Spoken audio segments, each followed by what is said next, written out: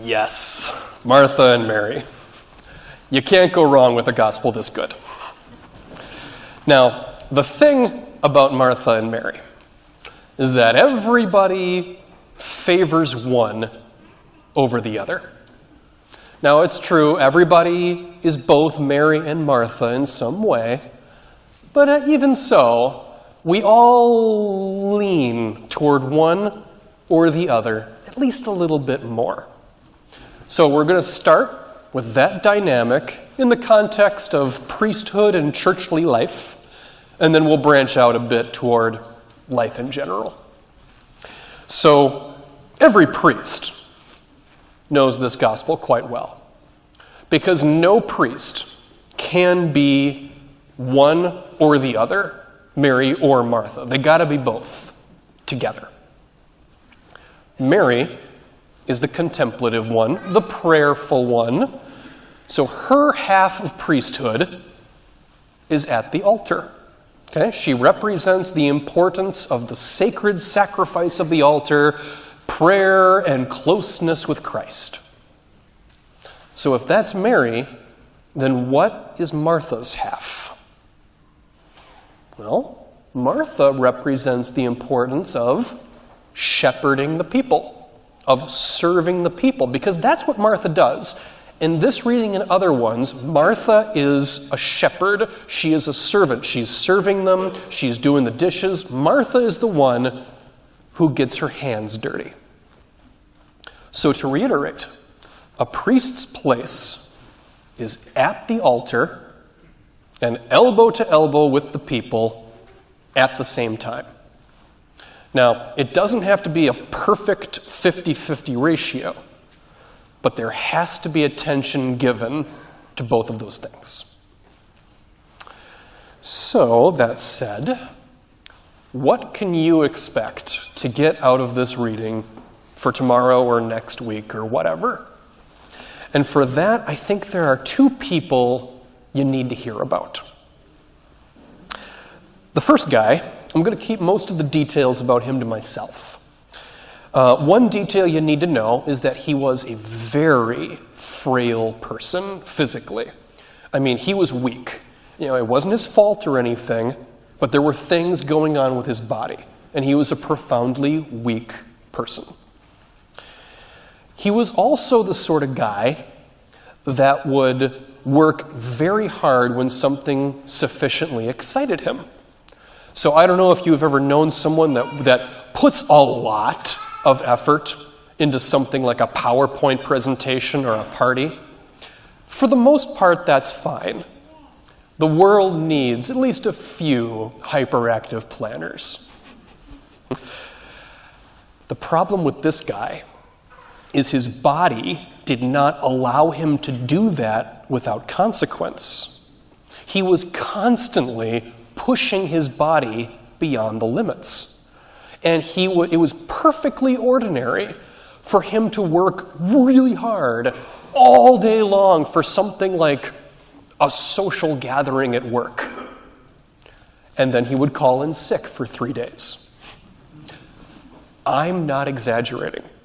He would push himself so hard, he would be bedridden for days at a time. And of course, that meant he couldn't do his normal work. So when he got into one of these moods, his coworkers would kind of groan to themselves because they knew that he meant well. It was a sweet gesture. But they knew that in the long run, it would ultimately mean more work for them. That's what comes to mind when I think of the problem in this gospel. Too much Martha, not enough Mary. Too much work, not enough prayer and mindfulness. The second person I want you to hear about is my grandma, Mary and Lopina. Now, my grandma is the best person I can think of that has that perfect balance between prayerfulness/mindfulness and worldly activity. See, my grandma spent about half of her life in the realm of theology. She actually went to the same seminary that I did. I mean, albeit the lay program.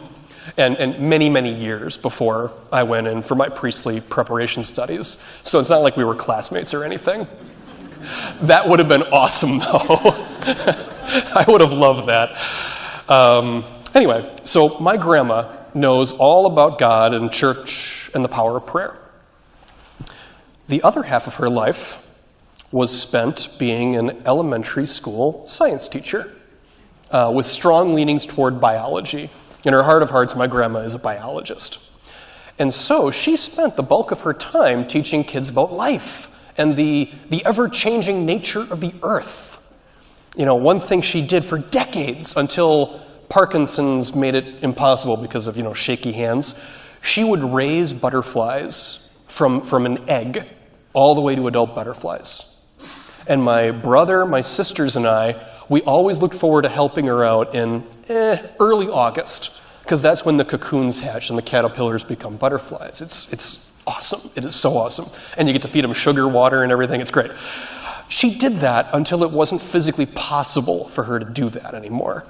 And finally, another interesting thing she did was she would occasionally take her class out to the woods near the school, and they would harvest and prepare their own maple syrup.